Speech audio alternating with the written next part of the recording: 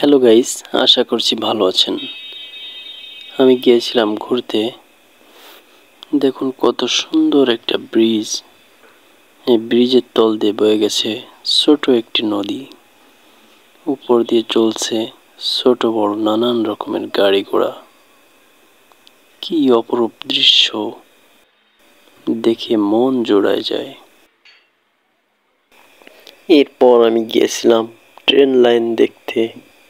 Train কখন আসে দেখতে দেখতেই চলে আসলো একটি দুরন্ত ট্রেন। দেখুন চলছে ট্রেন তার নিজস্ব গতিতে। কি মনোরম একটি পরিবেশ। ট্রেনের ঝকঝকানি শব্দে মন মাতিয়ে তুলছে সকলের।